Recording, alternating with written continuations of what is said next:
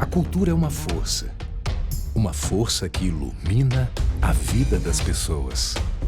O vídeo institucional da CEMIG, patrocinadora do evento, mostra diversos eventos culturais, como peças de teatro, apresentações em praça, apresentações musicais, desfiles e diversos outros.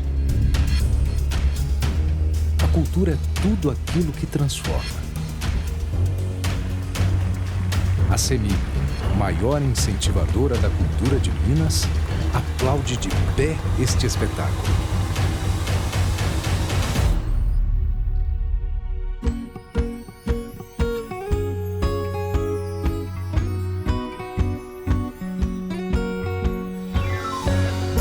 CEMIG, transformando vidas com a nossa energia.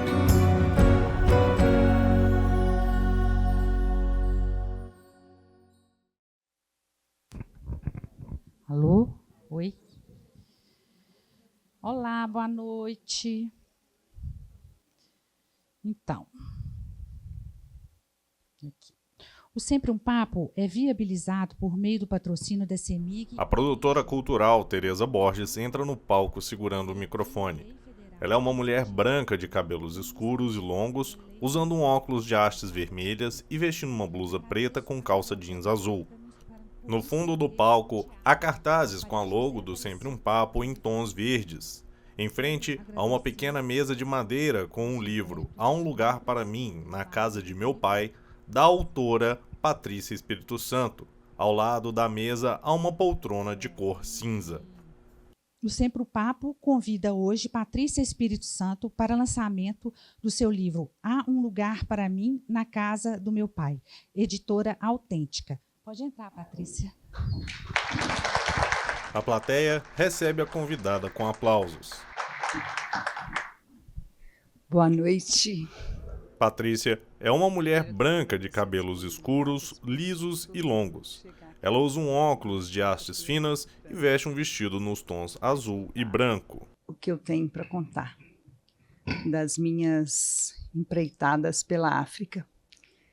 Tudo começou, na verdade, em 2018, quando eu comecei a costurar.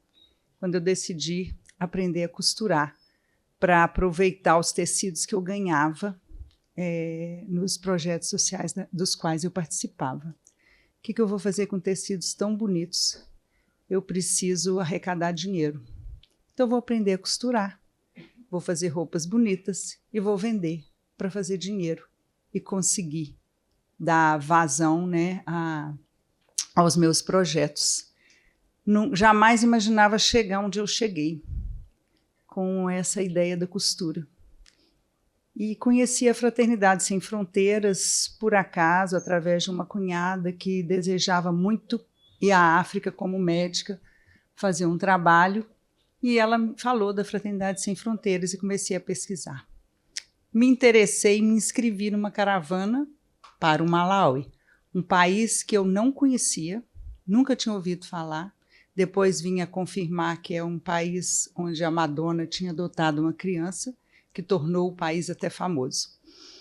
E me inscrevi nessa caravana, doida para conhecer a África, que não está nem nos livros, nem nos guias turísticos, nem nas revistas, que é a África pobre, a África sofrida, a África dolorida, que eu sabia que existia, só que jamais imaginava que era o contexto que eu encontrei.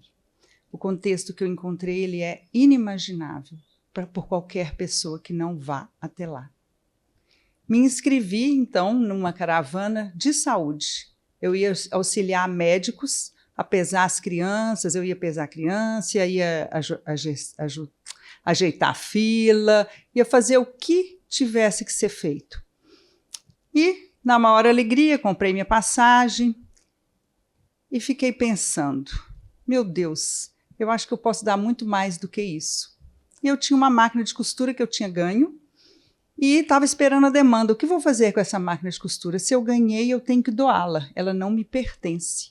Ela estava esperando uma demanda. Aí eu pensei, quem sabe se eu levar essa máquina de costura para o Malawi. Eu fiquei sabendo que o trabalho no Malawi era feito do lado de um campo de refugiados, refugiados de guerras africanas. Quem sabe alguém ali dentro quer aprender a costurar? E perguntei à coordenadora do projeto no Malawi, se eu levar uma máquina de costura, interessa? Ela falou, interessa. Desliguei o telefone e comecei a pensar, mas o que se faz com uma única máquina de costura?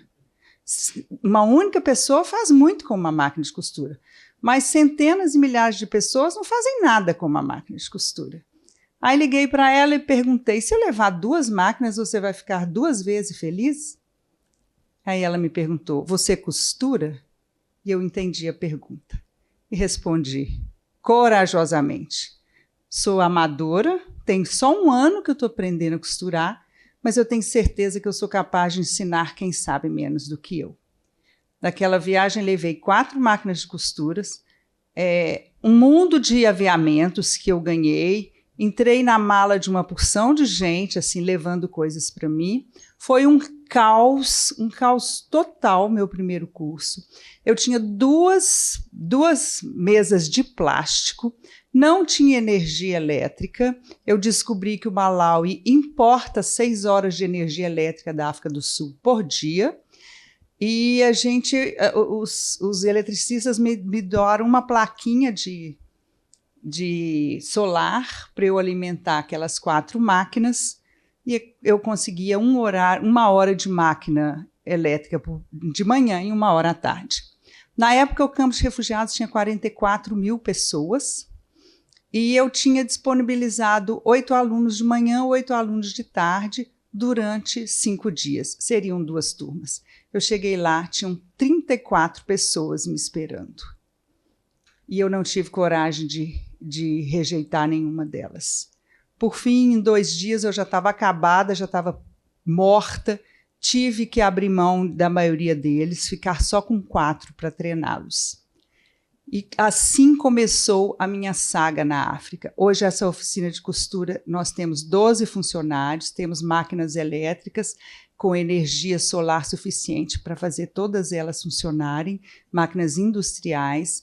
A gente confecciona e vende muito bem, não apenas para sustentar essas 12 famílias, mas para ajudar na escola e ajudar também na horta. Mas o que me encantou? O que mais me chamou a atenção lá? Eu cheguei desde o início, eu senti uma atração muito grande pelo campo de refugiados. O que é um campo de refugiados? Imagine um depósito de pessoas. É um depósito, aquilo não é uma cidade. Por que eu chamo de depósito? As pessoas chegam lá das suas fugas e não têm aonde ficar. Elas são depositadas dentro de um galpão com uma série de outras pessoas. Aos poucos, a ONU vai conseguindo para elas 4 metros quadrados no máximo para que elas construam a sua casa e coloquem os seus filhos ali, para que elas construam, porque ninguém vai construir por elas. Elas ganham um pedaço de lona para colocar, para servir de telhado nessa casa. E elas vêm de onde? Elas vêm de genocídios, elas vêm de conflitos sangrentos, elas vêm de uma história dura e difícil, muito difícil. Comecei a observar aquelas pessoas chegando no projeto à procura de emprego, tão bonitas, tão coloridas, tão sorridentes. São lindos todos, os homens e as mulheres e as crianças. Muitos deles empoeirados e sujos, mas fazem questão de estar com o cabelo arrumado, de estar com aquelas roupas extremamente coloridas. Foi outra coisa que eu descobri. Quanto mais pobre o país na África, mais cor o povo tem. Quanto mais culto e mais dinheiro, se vestem igual londrinos e nova-iorquinos. Infelizmente. A África bonita, infelizmente, é essa África da pobreza e eles fazem mais questão de manter a cultura deles. Comecei a conviver diariamente com eles, a rir com eles, a chorar com eles e fui criando amizade. Você vai criando amizade, você quer saber detalhes da vida das pessoas. Não é isso que acontece com a gente? A gente começa a relacionar, o que você fez hoje, de que você gosta, o que você comeu. A gente começa a conversar com as pessoas, e comecei a conversar com eles. E tem um problema muito sério quando a gente começa a conversar com as pessoas, quando a gente pergunta às pessoas sobre a vida delas. A gente tem que ter um preparo emocional para escutar a resposta. O que eles nos respondem podem nos derrubar muito para baixo. Na plateia, um homem e uma mulher acompanham atentamente a fala da autora. A primeira vez que eu perguntei para minha primeira tradutora se ela era congolesa, você tem família no Congo? Ela falou, não sei. Ela tinha uns 20 e poucos anos. Você tem vontade de voltar para o Congo? Ela falou, não. Por que não? Porque aqui eu encontrei paz. Se vocês vissem o lugar onde ela encontrou paz, como eu vi, eu me questionei como alguém encontra paz num lugar desse. O campo de refugiados não tem lixo. Não é porque eles reciclam, não é porque eles são educados, é porque eles não consomem. Só tem lixo onde há consumo. Não há embalagem para ser jogada fora. Eles disputam a tapa uma garrafinha PET. Quando a gente anda lá e tem a coragem de carregar uma garrafinha de água, fica aquele mundo de menina atrás da gente apontando para a garrafinha, cheia ou vazia. Aquilo tem um valor enorme para eles. Aquela garrafinha serve para eles carregarem água e serve para eles fazerem fogo quando tem algo para cozinhar. É um lugar que não tem, as casas não têm banheiro, os banheiros são públicos. Hoje tem 55 mil pessoas vivendo lá e dividindo banheiros públicos. Vocês podem imaginar o que é isso? Não tem ruas, não tem torneira, eles pegam água em poços artesianos, enchem os galões de água e levam para suas casas para poder cozinhar, para poder beber, para poder se limpar. Não existe brinquedo, não existe uma boneca, não existe uma bola. As bolas são feitas de pedaço de plástico que eles conseguem, eles vão enrolando e chutam aquela bola. As bonecas são os próprios irmãos. As crianças de 3 anos carregam os irmãos de 6 meses. As de 5 anos carregam os irmãos de 1 ano. Essas são as bonecas. Meninos e meninos brincam de bonecos vivos. São filhos que criam os próprios irmãos. Fora as meninas de 12 anos que mal menstruaram já engravidam, porque o índice de abuso sexual é muito grande. Então elas têm os próprios filhos. Eles mesmos chamam de mães-filhas, porque mal nasceram, né? Mal entraram na adolescência, já são mães. E o que me encantou nestas pessoas? Quando eu começava a conversar com elas, elas começavam a me contar a saga da fuga delas. Foi o que eu fiz em maio do ano passado. Eu fui para o Malawi especificamente para ouvir as histórias dos refugiados em detalhes. Tive um tradutor, que era o Patrick, um congolês que não quis me contar a história dele. Eu já o conhecia, já tinha amizade com ele. A primeira coisa que ele me falou foi: adorei a sua ideia, eu topo colher os depoimentos com os refugiados, mas eu não vou te contar nada da minha vida. Nada, porque eu não dou conta. A única coisa que eu já sabia é que ele tinha fugido sozinho do Congo com 12 anos. O Patrick fugiu com 12 anos e passou um tempo em Moçambique, por isso ele aprendeu português. E saiu de Moçambique também, porque em Moçambique eles são ilegais, né? Moçambique não recebe os refugiados, não tem um campo de refugiados. Aí acabou indo parar no Malawi. Então eu tinha a companhia do Patrick e a companhia do Peter. O Peter era um outro congolês também, refugiado, que é responsável pelo departamento psicossocial da Fraternidade Sem Fronteiras no Malawi. Eles me ajudaram a escolher os depoimentos, né, os depoentes com os quais eu ia conversar, porque eles conhecem a grande maioria das pessoas que vivem no campo. E aí fomos atrás das pessoas. A primeira pergunta que eu fazia para elas era: o que te trouxe até aqui? Me conte a sua vida. Como você nasceu, onde você nasceu, como você vivia até chegar aqui. Algumas pessoas não se lembravam da infância. É interessante. O que você fez quando era criança? Não me lembro. Aonde você nasceu? Em tal lugar. Quando? Não sei. Muitos não sabem quando nasceram, não tinha data de nascimento. Eles têm um registro na ONU, a ONU coloca todo mundo nascido no dia 1º de janeiro de um suposto ano. Isso me chamou muito a atenção. Falei, gente, como nasce gente 1º de janeiro e vem morar aqui nesse campo? Aí o Patrick explicou, não, é porque eles não sabem, aí a ONU, para facilitar, coloca todo mundo dia 1º de janeiro. Mas algumas pessoas lembravam da infância.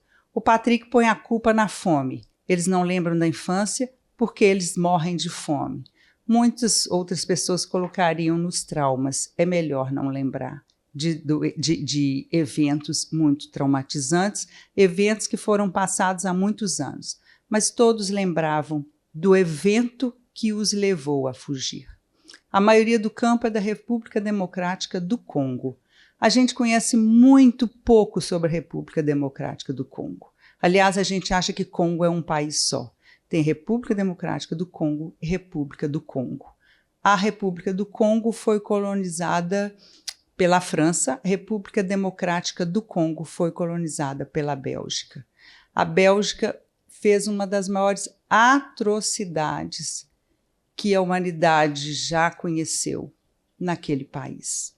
A princípio, nem foi a Bélgica, foi o rei Leopoldo da Bélgica que tinha o Congo como uma colônia pessoal. Aquelas histórias de que os negros que desobedeciam, eles tinham a mão direita amputada.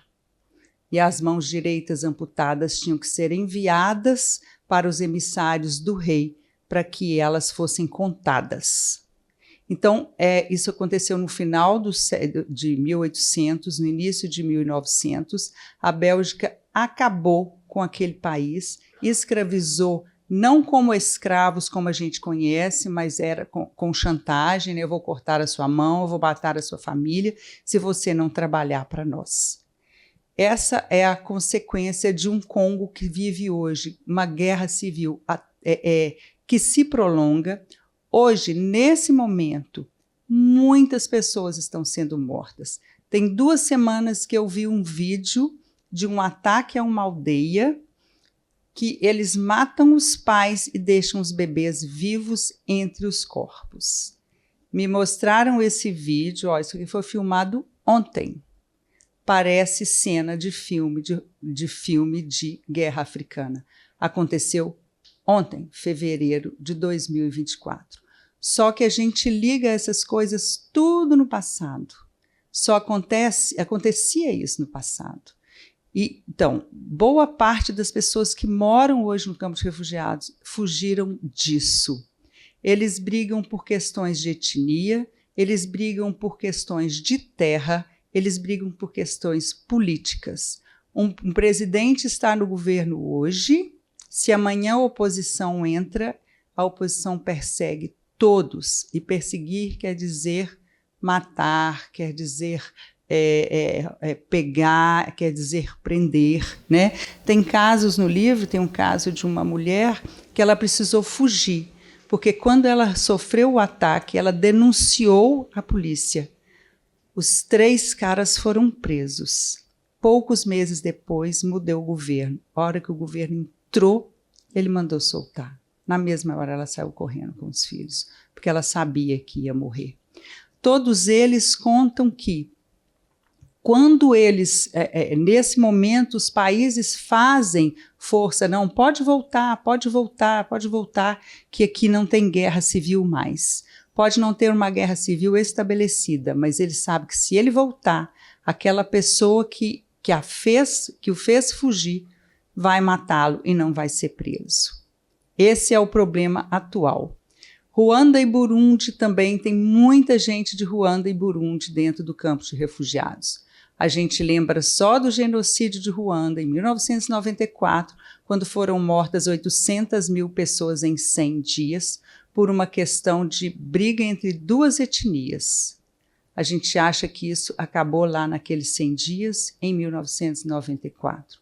Só que não. Ao invés de 800 mil pessoas morrendo em 100 dias, hoje tem centenas de pessoas morrendo em um número maior de dias, mas continuam sendo perseguidas. Existem muitas milícias, existem muitos grupos de rebeldes sem nenhum critério. Eles às vezes são rebeldes simplesmente por serem rebeldes. Não quero dizer, não lutam por uma causa. Eles lutam por eles mesmos, né? No livro eu trago 12 depoimentos de pessoas que passaram por isso. Congo, República Democrática do Congo, Ruanda e Burundi. E tem um de Camarões. Camarões não tem esse tipo de conflito, mas em Camarões, assim como em grande parte da África, a homossexualidade é criminalizada. Eles são presos, eles são mortos, eles são acabados. Ele está dentro do campo de refugiados, sob a tutela da ONU, simplesmente porque ele é homossexual. E ele não conseguiu refúgio em nenhum outro país por onde ele passou na África. E ele é suportado dentro do campo de refugiados, porque o campo de refugiados é administrado pela ONU. E o que acontece? Mesmo dentro do campo de refugiados, os homossexuais são perseguidos principalmente pelas igrejas, todas as igrejas cristãs. Lá tem poucos judeus e poucos muçulmanos, a maioria são de igrejas cristãs evangélicas, tem também igrejas católicas, que nesse momento todas elas se unem para perseguir a comunidade LGBT que vive lá. Eles têm que viver escondidos, aqueles que não se escondem apanham horrores e não conseguem nada. Esse é um grande problema. Então, assentada com eles, conversando, eu tive que ter estômago para escutar sobre como eles presenciaram a morte dos seus familiares, como eles começaram a fuga, como eles conseguiram chegar ao Malawi. Eles demoram, às vezes, meses para chegar lá. E, nesse intervalo, eles sofrem muito. Na plateia, um homem acompanha a fala de Patrícia. Muitas vezes chega no campo e você pergunta, quantos filhos você tem? Eu tenho 15 filhos. 15? Todos são seus? Todos são meus, mas aqueles foi minha irmã que pariu, aqueles ali foi alguém que eu encontrei no caminho que pariu, e aqueles ali foi o meu vizinho, porque as pessoas vão morrendo no caminho, e aquelas mulheres vão pegando para ela aquelas crianças, e chegam no campo e registra todos como filhos. Todos se tornam filho delas. E como elas fazem para alimentar essas crianças? A maioria se prostitui. Um programa vale mais ou menos 30 centavos de dólar, que dá para ela comprar um tomate extremamente maduro. E ela tem que fazer vários programas para ela conseguir dar alimento para essas pessoas. Então, a gente encontra muita desnutrição, muita pobreza, muito frio, muita gente com muita carência. Tem pessoas que nunca foram ao dentista, nunca foram a uma consulta médica, porque não têm acesso a isso. E foram essas as histórias que eu ouvi e que eu transcrevi. Né? Eu tentei transcrever, tentei colocar de uma forma mais poética possível, se é que isso é possível, para que as histórias sejam mais fáceis de serem lidas, mais fáceis de serem digeridas. Por quê? O que acontece muito com a gente? A gente evita muito história triste, a gente evita de ler histórias tristes, a gente evita de ver coisas tristes. O que a gente pensa? A gente fala muito assim, a minha vida, como é que é? A vida já é muito amarga para eu ainda ler outras coisas, para eu perder tempo lendo, né, uma literatura pesada. Mas eu concluí o seguinte: por que eu vou a esses lugares?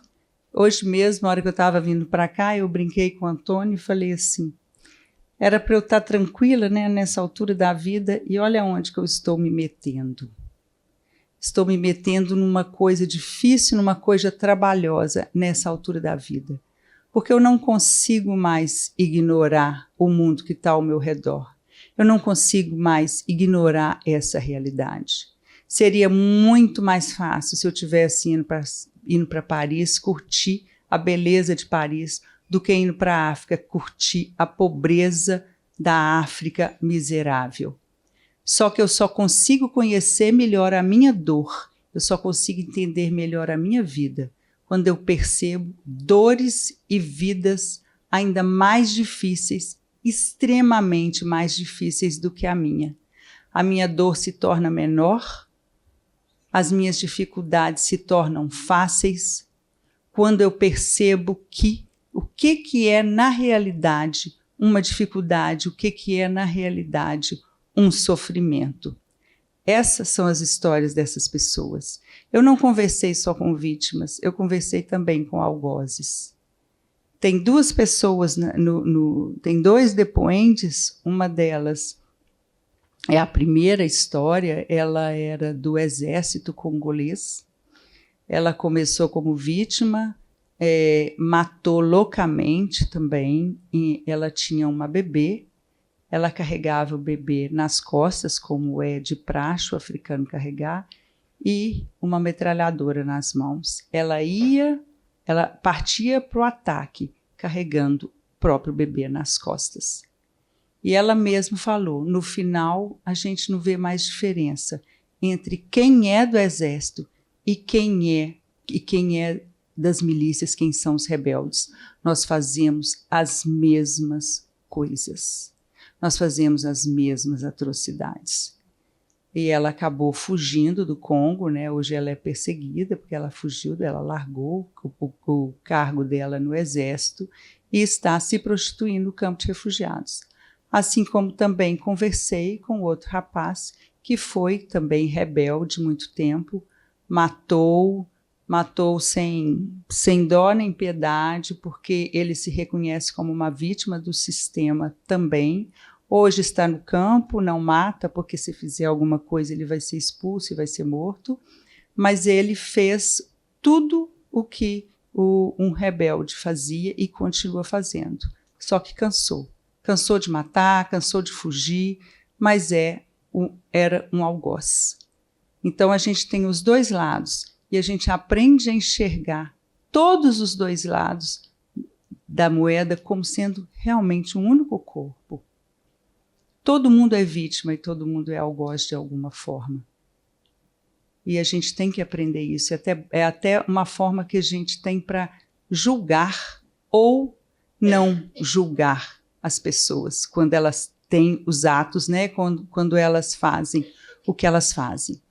E a minha pergunta inicial, quando eu quis começar esse livro, era o seguinte: por que estas pessoas que vivem tudo isso, que viveram tudo isso, e estão aqui morrendo de fome, morrendo de frio, ao relento, como essas pessoas conseguem se vestir com tanta cor, conseguem sorrir tanto, conseguem cantar tanto? O campo de refugiados, às 5h30, entre 5h30 e 6 horas da manhã, é um coral só, de 55 mil pessoas. Eles cantam com um fervor, com aquela voz maravilhosa, com aquela musicalidade que eles têm, maravilhosa. A gente escuta de onde quer que a gente esteja. E são músicas de louvor a Deus. Eles trabalham cantando, eles capinam a terra cantando músicas de louvor a Deus. E eu ficava pensando, meu Deus, essas pessoas passaram tanto aperto, ainda passam tanto aperto, e ficam cantando dessa forma, ficam agradecendo a Deus o que elas têm, ou melhor, o que elas não têm. O que faz com que essas pessoas tenham esse tipo de atitude? E comecei a conversar e foram me contando. E eu concluí o seguinte: eles se deprimem pouco. Tem caso de depressão? Tem. Mas depressão severa são poucos. Tem caso de suicídio? Tem. Mas suicídios são raríssimos.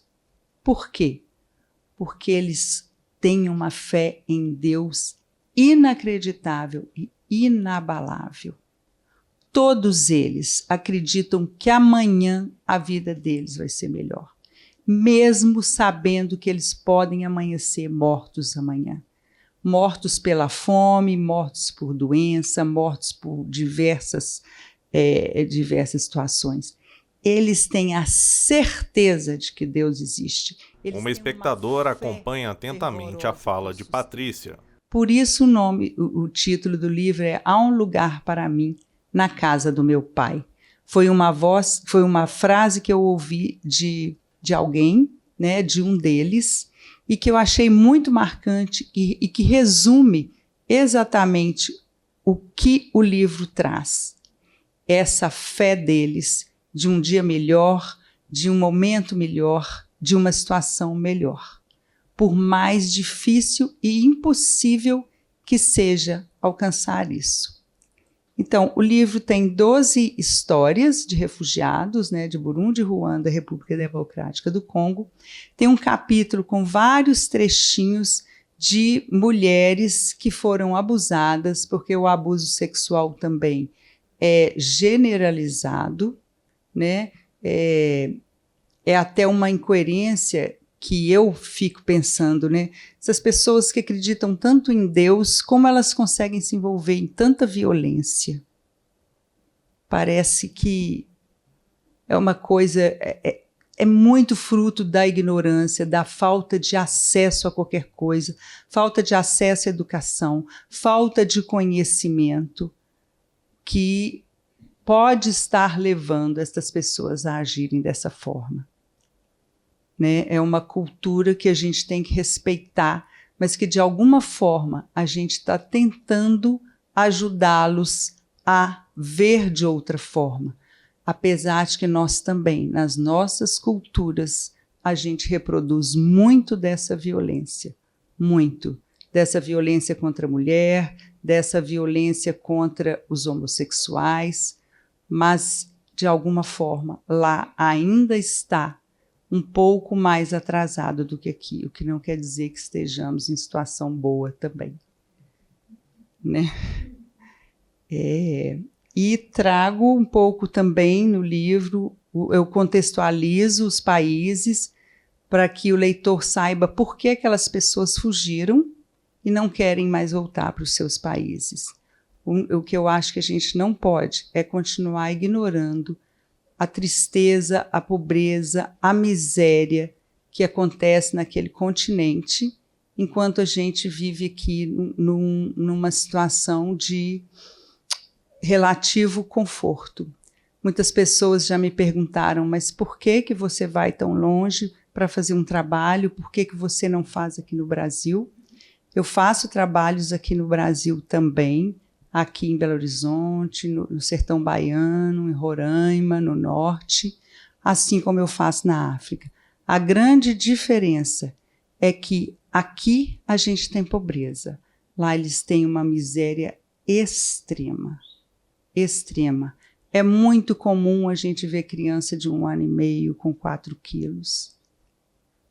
É muito comum a gente ver as pessoas passarem 5, 6, 7 dias sem comer absolutamente nada. E não tem lixo para ser revirado. Infelizmente. Eu falo que ver alguém revirando um lixo para pegar comida é muito degradante, é muito triste. Mas lá ainda é pior, que nem o lixo eles têm para buscar uma comida.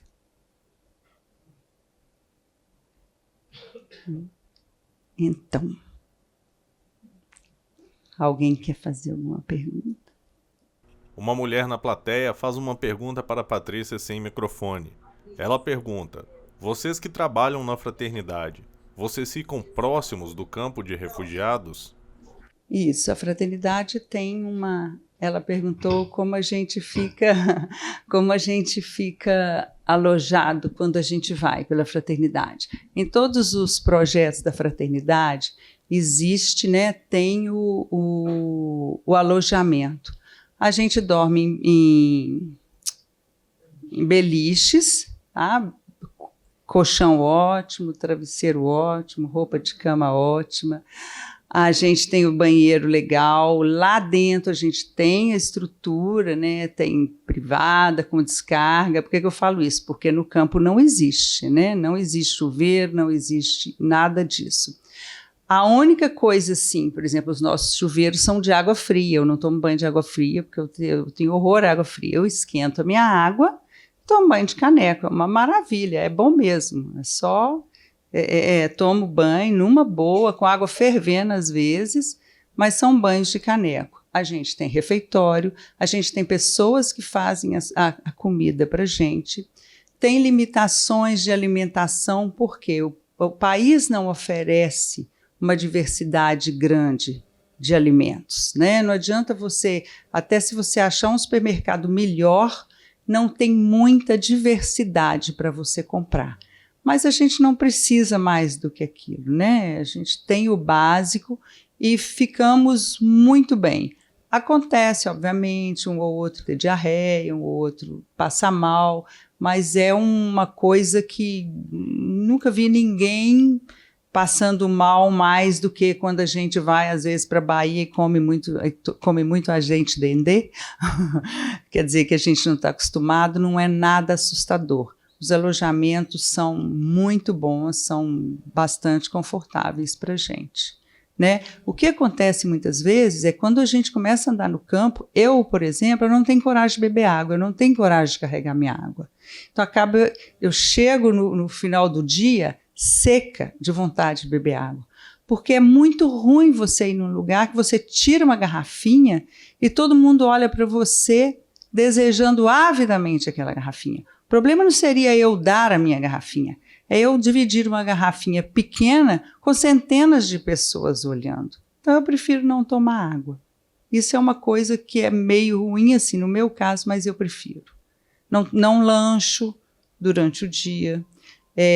As mães carregam seus filhos, elas trabalham, por exemplo, na oficina de costura, as mães às vezes passam o dia inteiro com a criança nas costas, a criança não chora, a criança não mama, a criança não come, nem troca fralda, porque também não tem fralda. Eles não usam fralda, eles usam pano, né, no lugar de fralda. Mas também só toca fralda quem bebe, ou quem mama, ou quem come, porque senão não tem. Né? Então, é uma realidade.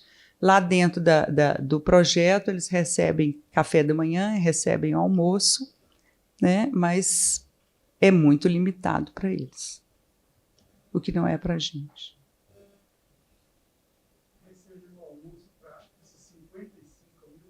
Não, só para os funcionários, só para quem trabalha lá dentro. Por exemplo, a gente tem uma horta, são várias hortas que empregam 400 mulheres.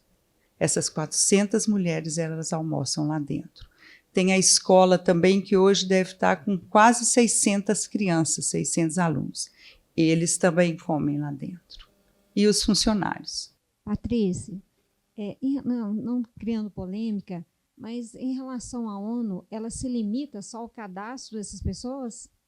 A ONU, ela faz o cadastro das pessoas, ela tenta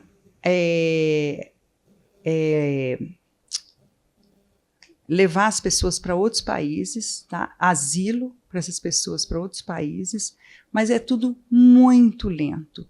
Eles falam lá que os funcionários da ONU são muito corruptos.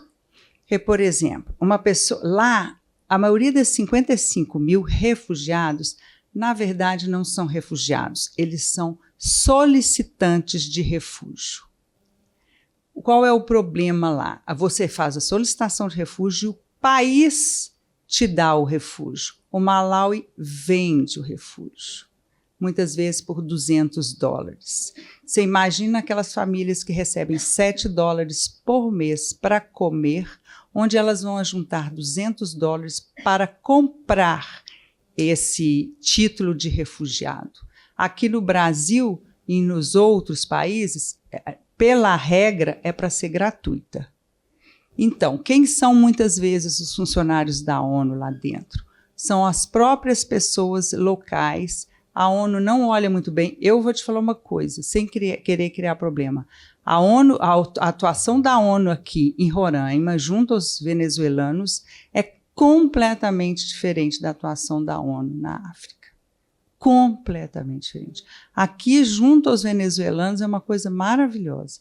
A ONU, o Exército Brasileiro fazem um trabalho maravilhoso com os venezuelanos. Mas lá na África, não. Eu vou te ser sincera, eu já fui lá umas 6, 7 vezes. Eu rodo aquele campo de refugiados para cima e para baixo. Eu, Patrícia, nunca vi com os meus olhos um funcionário da ONU dentro do campo. Eles ficam dentro dos prédios da ONU, que são cercados de grade. O campo de refugiados não tem cerca.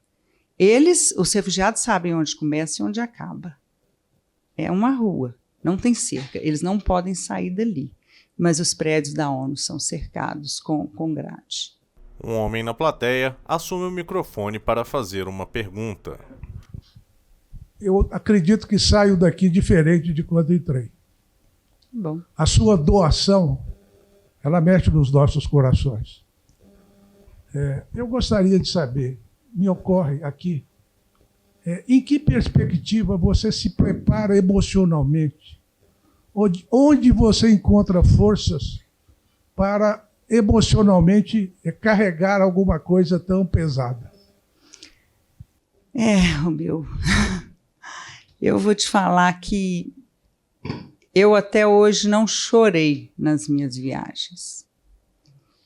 Mas eu ainda acho que vai chegar esse dia que vai juntar tudo e eu vou chorar pra caramba.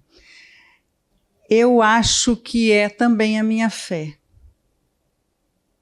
A minha fé de que isso tem que ter uma razão. Eu não digo que é uma razão de que eles têm que ser castigados e eu que sou privilegiada porque eu sou mais evoluída não tenho que ser, não. Talvez o meu castigo seja exatamente ir lá vê-los. A preparação emocional, ela vem, eu acho que em decorrência de uma preparação espiritual. Eu peço muito ajuda a Deus, muito ajuda ao meu anjo, aos espíritos que me acompanham, para que eu suporte aquela dor. Eu te confesso que todas as vezes que eu ia conversar com alguém, o Patrick, que era o tradutor, ficava engolindo a seco depois de contar as histórias. Ele se recusou a me contar a história dele, mas era assim, eu chamava ele de tradutor traidor. A pessoa respondia a minha pergunta com 2 frases. O Patrick traduzia com 10. Eu falei assim, não é possível que essa pessoa falou 2 frases. O Patrick não cala a boca. Ele estava expondo a história dele também. E a cada vez que a gente saía daquela casa, eu falava assim, e aí, Patrick, nós vamos para onde agora? Ele falou, para lugar nenhum, porque eu não dou conta mais. Agora, só de tarde ou só amanhã. Eu não dou conta de traduzir outra história. Eu sofro muito. Eu sofria, o depoente chorava, o Patrick engolia, mas eu consegui não chorar, porque eu acreditei que se eu começasse a chorar, eu não ia dar conta do próximo, porque a tendência foi só piorar, só piorar, só piorar. E está piorando, porque eu escrevi esse livro, vocês vão ver o sofrimento que tem nesse livro. E eu acabei de chegar semana passada de Madagascar, do sul de Madagascar, onde eu fui colher depoimentos para o próximo livro. O sul de Madagascar consegue ser muito pior do que o campo de refugiados. É uma coisa assim inacreditável, inacreditável o que a gente vê nesses lugares. E que a gente acha que não existe mais. No sul de Madagascar não tem água. Onde não tem água, não tem comida. Aí a gente fica pensando, o que essas pessoas estão fazendo ali? Por que elas não somem dali? Por que elas não vão para outro lugar? Porque não tem opção. Lá, realmente, a natalidade infantil é enorme, mas a mortalidade infantil é fenomenal. Como as crianças morrem.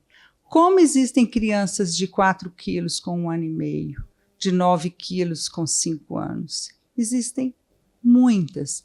Sabe aquela imagem da Etiópia na década de 80, que todo mundo se horrorizou?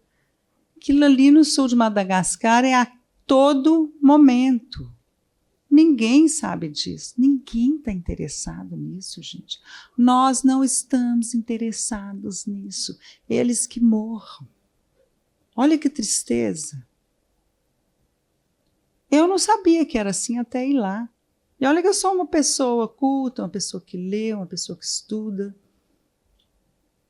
E aí é o seguinte, se eu não tenho um preparo, eu não vou. Eu não vou. Existem casos assim de pessoas que vão, por exemplo, nessa última caravana que eu fui, tinha acabado de sair de lá uma dentista, teve uma caravana antes de dentistas, no segundo dia ela deu um ataque que iria embora para casa. O que eu estou fazendo aqui? Eu não aguento, eu quero ir embora. Calma que nós vamos arrumar um jeito de você ir embora. Nós vamos trocar sua passagem, ela estava com o marido. Você vai embora. Ela falou, não era para eu estar aqui, eu não estou aguentando. Tá bom, nós vamos arrumar amanhã, a gente está indo embora. E ela estava desmamando, ela tinha tido um filho, estava tentando desmamar esse filho, o filho já tinha 1 ano e pouco, ela não conseguia e foi para Madagascar. E para ver se desmamava e para conhecer. Quando ela estava tomando banho, se preparando para ir embora no outro dia, ela escutou 2 dentistas comentando de uma criança que estava com a mãe tuberculosa e que estava com muita fome, um bebê, e não conseguia comer, não conseguia mamar, não conseguia nada. Enquanto ela tomava banho, ela falou assim, eu vou dar mamar para essa criança. Ela saiu do chuveiro e falou assim, me leva lá agora. Ela deu mamar para essa criança. No outro dia, ela não quis voltar para o Brasil. A criança começou a recuperar e o leite dela secou em 3 dias. Ela tinha meses que estava lutando para secar o leite. E ela foi uma dentista que entrava no consultório às 7 horas da manhã e saía 10 horas da noite, depois desse evento. Foi difícil tirar ela de dentro do consultório. Ela conseguiu mudar do extremo pânico para a dedicação extrema. É isso que acontece muitas vezes com a gente. A gente ganha uma força que é difícil de explicar. É uma resposta que eu ainda não tenho. Como eu me sustento? Eu não derramei uma única lágrima em cada história.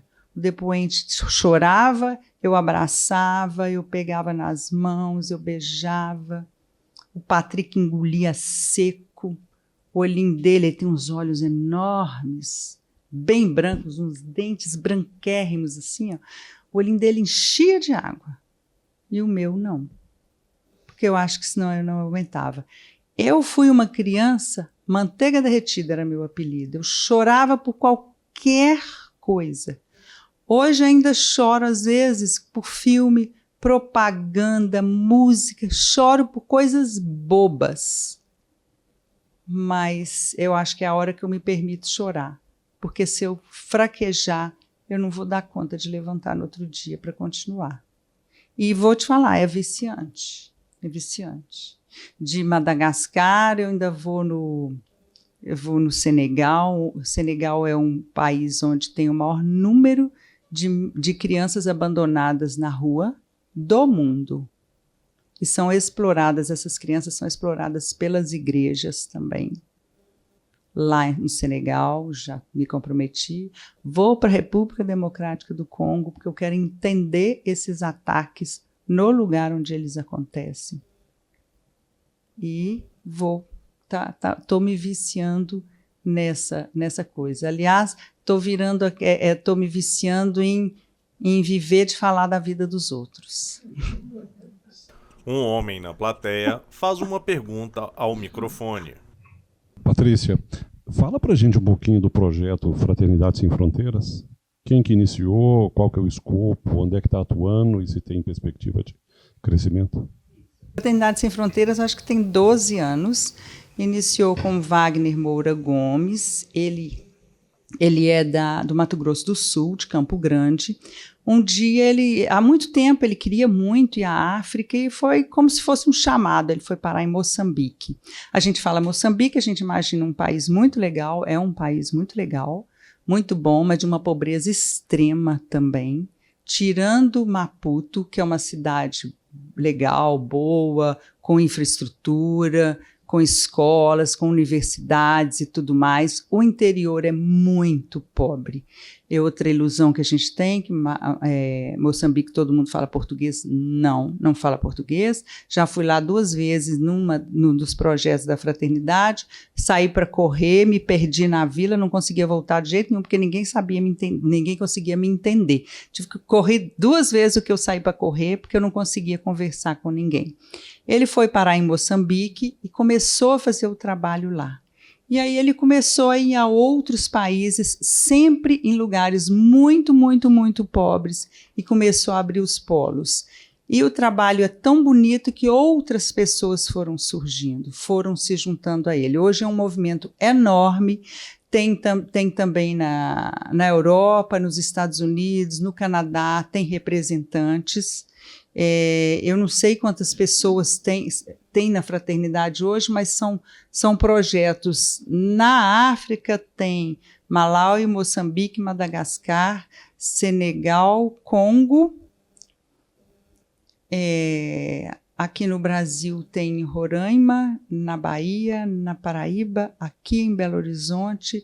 Tem a Fraternidade na Rua também, que faz trabalhos com pessoas de situação de rua, em Belo Horizonte, em São Paulo, em Uberlândia. Lembra de mais algum?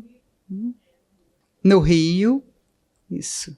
Então, é um movimento muito crescente e sempre crescendo muito, muito.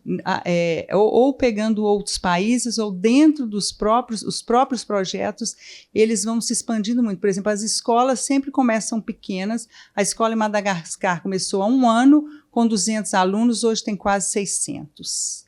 A escola do Malawi também já está enorme, e a cada ano vai só ampliando, ampliando, ampliando. As escolas, as hortas, os projetos, a gente tenta levar as oficinas de costura para todos os projetos também, que é uma forma de profissionalizar as pessoas, né? Ensinar a costurar, eles têm uma ocupação e recebem. Então, é um projeto que vale muito a pena, feito com pessoas assim, que estão realmente... São pessoas como eu, as pessoas são voluntárias, a gente não ganha nada, do contrário, a gente gasta muito, porque a gente tem que pagar a nossa passagem, a gente tem que pagar a nossa hospedagem, a gente tem que pagar a nossa alimentação. No caso da oficina de costura, eu monto, eu arrecado dinheiro, eu vendo uma opção de coisa. Esses livros, a parte que me cabe neles é para montar um salão de belezas no Malawi, que a gente quer acolher a comunidade LGBT que não consegue emprego, só consegue apanhar. Nós vamos montar esse salão de belezas para que eles possam trabalhar, ter dignidade, possam voltar para a casa deles com o dinheiro no bolso, que eles lutaram por esse dinheiro, né? Eles trabalharam. Então, o fruto desse livro vai ser esse salão de beleza, para que eles possam trabalhar.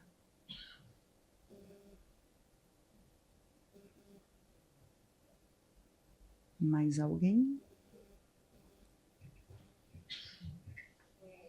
Patrícia, queria perguntar, quando vocês chegam e tem essa população toda, como é que vocês selecionam, né? Porque é difícil, né? Com tantas pessoas, com tantas necessidades, e você descreveu algumas, e os projetos, né? É como você disse, eles começam, vão ampliando e vocês vão fazendo. Como é que é feita pelo menos uma seleção? Como é que essas pessoas chegam? Porque é um número grande para a quantidade que vocês conseguem acolher, né? E perguntar também, assim, em que medida a fraternidade tem ou busca alguma ajuda, né, com essas entidades, né, que a gente escuta e a gente nem sabe se elas são efetivas. A gente, né, tem sempre essa questão que você colocou da ONU, que nunca viu. Quer dizer, são entidades tão grandes, com tanta tanto recurso, com tanta visibilidade, né? E também me pergunto, né, como é que isso é tão ausente nessas comunidades? Primeiro, como é feita a seleção? Por exemplo, no Malawi, tem um departamento de psicossocial que ele é organizado pelos próprios refugiados. Um grupo de refugiados foi treinado por uma psicóloga. São pessoas, ela foi conversando e escolheu pessoas com essa sensibilidade. Então, as pessoas chegam lá para pedir socorro, o primeiro lugar que elas vão é para o departamento de psicossocial. Tem 5 pessoas com as quais ela conversa, faz uma ficha, qual é o seu tipo de trabalho, por exemplo, para costura. Como eles foram parar? Eu sempre costurei no Congo. Ok, então vamos mandar você para costura, vamos mandar você para a horta, vamos mandar você para o biocarvão. Os professores da escola também são todos refugiados com experiência em educação. É claro que a pilha de pessoas à espera de uma vaga é muito maior do que o número de pessoas que estão trabalhando lá no momento, porque realmente a gente não consegue, né, colocar todo mundo. Mas existem critérios, sim. E um dos critérios também é uma mãe que tem 10 filhos mortos de fome, ela vai conseguir com mais facilidade ir para a horta do que aquela que só tem 2 filhos. É difícil você fazer essa seleção, né? Mas algum critério tem que ter. Mas tenta-se sempre socorrer, nem que seja imediato, dar alguma coisa àquela pessoa. A pessoa chega morta de fome, estou com muita fome hoje, vai lá no refeitório e coma junto com os funcionários. O ideal é que tivesse mais recursos, para que pudesse colocar mais pessoas, porque quanto mais hortas, por exemplo, se tem, mais você planta, mais gente você alimenta e mais gente você emprega. Para isso precisa de recursos. Aí a gente cai na sua segunda pergunta. Existem instituições que ajudam, sim. Por exemplo, uma das instituições que mais ajuda é o Instituto Alok. O Alok esteve nos projetos da fraternidade quando ele teve um momento de depressão profunda e se viu e teve lá uma inspiração, então ele ajuda muito, assim como outras instituições também ajudam. A gente está sempre atrás de empresas que possam servir, que possam fazer parceria. O que acontece muitas vezes é que as empresas brasileiras, por questões ilegais, acredito, às vezes evitam de ajudar a Fraternidade Sem Fronteiras, porque a maior parte do nosso trabalho é na África. A gente tem trabalho aqui no Brasil também, né?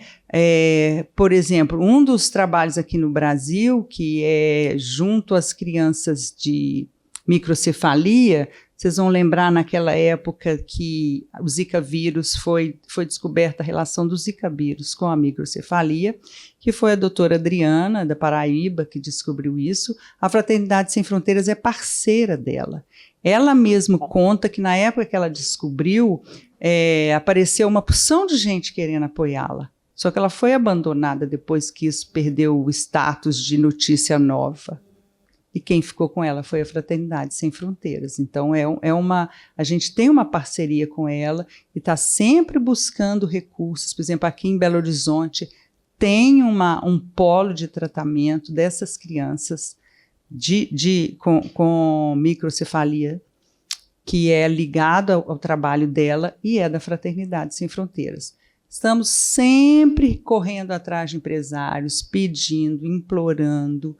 O problema no brasileiro ainda continua sendo, talvez, a coisa de fingir que não é comigo, né? Não é no meu terreiro, não me atinge, então não quero saber, porque é muito difícil. É muito difícil. A gente tem o trabalho que a gente pode mostrar, tem tudo transparente que a gente pode mostrar, mas é muito difícil conseguir recurso. Uma mulher assume o microfone para fazer uma pergunta. No Instagram, queria que você falasse do Instagram da Ubuntu, eu não sei como pronuncia, também tem o link para o site que nós, como pessoa física, podemos fazer doações e tudo. Queria que você falasse das formas de doação de nós, pessoas físicas, por gentileza. Isso. Eu não tenho Instagram pessoal, porque eu tenho dificuldade com tecnologia, eu tenho dificuldade com me autopromover, mas eu tenho o Instagram da marca, né, da nossa marca de oficinas de costura, que é ubuntu.fsf. Ubuntu é o nome da filosofia africana, que quer dizer eu sou porque nós somos, né? Eu explico isso muito no livro, até com um caso, quer dizer eu só sobrevivo se você também sobreviver.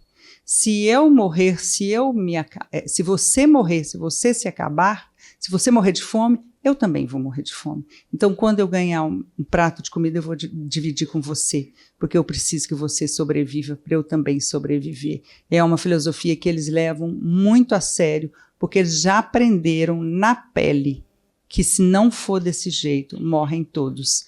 Então, é ubuntu.fsf de Fraternidade Sem Fronteiras. A Fraternidade Sem Fronteiras se sustenta também e principalmente através de apadrinhamentos, né? Com R$50, algumas coisas com R$25 mensais, as pessoas podem ajudar. O site da Fraternidade Sem Fronteiras é muito fácil também de ser acessado, né? E de ajudar. Inclusive, o projeto do Malawi está lá, né, à espera de contribuições. E empresas também, né, têm o seu espaço, um espaço aberto também para fazer doações. Isso, Pix, tem várias formas de ajudar. E o livro, né, gostando, as pessoas vão ler, gostando, acredito que vocês vão gostar. E eu peço a vocês assim que não tenham medo das histórias. Elas inicialmente podem parecer assustadoras, mas elas são reais. E quando a gente presta atenção na dor do outro, a gente entende melhor a nossa dor. Fingir que elas não existem não fazem elas não existirem. Elas existem, independente de eu acreditar nelas ou não. Pronto? Eu quero agradecer isso. Quero agradecer muito a presença de todo mundo. Eu sei que todo mundo aqui me apoia, todo mundo me estimula, né? Alguns até acham que eu sou louca, mas talvez tenha que ter um pouquinho de loucura para fazer isso. Mas eu vou com o meu inglês hiper capenga, meu francês hiper capenga, às vezes fico sozinha, né? Agora eu voltei de Madagascar sozinha, fiquei lá 2 dias sozinha na capital de Madagascar, sem falar nada direito, mas tem o Google Tradutor, morrendo de medo de perder o voo, mas vou vencendo. Então, agradeço o apoio de todo mundo. Agradeço muito a Editora Autêntica, principalmente na pessoa da Rejane, que é a diretora executiva, que assentou comigo num domingo de manhã, correndo, morrendo de pressa, mas curiosa. Nós tomamos um café na Savassi e em 15 minutos de conversa ela olhou para mim e falou assim: eu tendo a publicar o seu livro, apesar de não ter lido, porque eu estou muito horrorizada com essas histórias que você está me contando, e eu acho que a gente tem a obrigação moral de ajudar o mundo a se transformar. Então, eu vi nela uma pessoa de uma sensibilidade muito grande, porque ela não pensava exclusivamente no ganho econômico que a editora pode ter com o livro, mas o que mais a motivou a publicar o meu livro é, obviamente, o texto bom, mas a parcela de contribuição que a editora quis dar.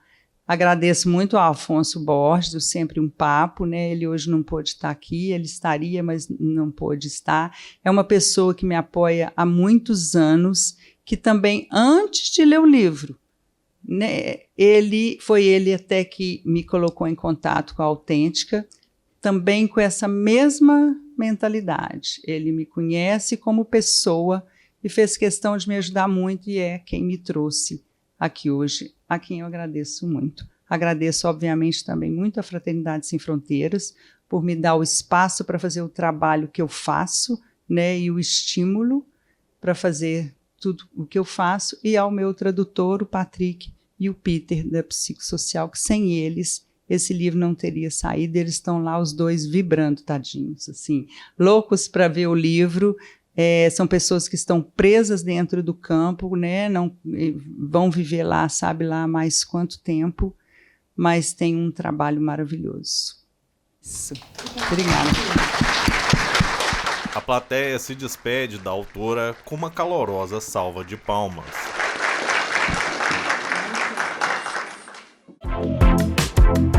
No hall de entrada do teatro, a autora recebe o público para dar autógrafos, conversar e tirar fotos.